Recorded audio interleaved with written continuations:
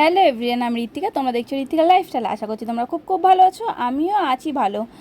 আর সকাল সকাল এই যে বিছনা গোছাচ্ছি। অনেক দিন পর তোমাদের সাথে ব্লগ শেয়ার করছি, প্রায় 2-3 দিন বাদে তোমাদের সাথে ব্লগ শেয়ার করছি। 2-3 দিনের মধ্যে তোমাদের সাথে কোনো ব্লগ শেয়ার করা হয়নি।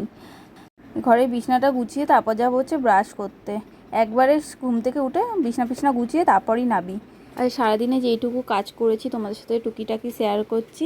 যেইটুকু পারবো মোটামুটি তোমাদের সাথে শেয়ার করার চেষ্টা করবো। সবটা হয়তো তুলে ধরতে পারি না, কিন্তু যেইটুকু করবো সেইটুকু চেষ্টা করবো তোমাদের সামনে তুলে ধরার ভিডিওটা।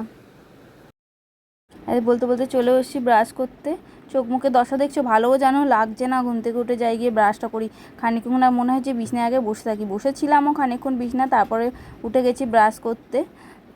আর ততক্ষণে বান্টি কাজেও বেরিয়ে গেছে, তো সকালবেলা কাজে যায়। তারপর উঠে আমি এই যে ব্রাশ ফ্রাশ করে নিচ্ছি। আর আজকে জানো তো রান্না করেছিলাম হচ্ছে বড়া আলুর তরকারি আর মাছের ঝাল। এই ছিল আজকে দুপুরের রান্না।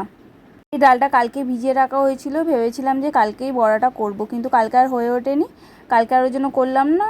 ওই জন্য আজকে কী করলাম, বড়া আলুর তরকারি খাবে বলে তাই বড়া আলুর তরকারিটা করে নিচ্ছি। এটা মুসুর ডালের বড়া। আর এখন জানো তো আমি দুবেলার রান্না একসাথে করে নিচ্ছি। এত গরমের মধ্যে না ভালো লাগে না রাত্রিবেলায় রান্না করতে। রুটিটুকু হয়, রুটি বা ভাত, কিন্তু দিনের বেলা চেষ্টা করি দুবেলার রান্নাটা করে রাখারই। সবাই বলছিল আজকে বৃষ্টি হয়, বৃষ্টি একটু বৃষ্টির দেখা নেই। অপরন্ত রোদ উঠে গেছে, গরম লাগছে প্রচণ্ড। বৃষ্টি মনে হয় হবে না।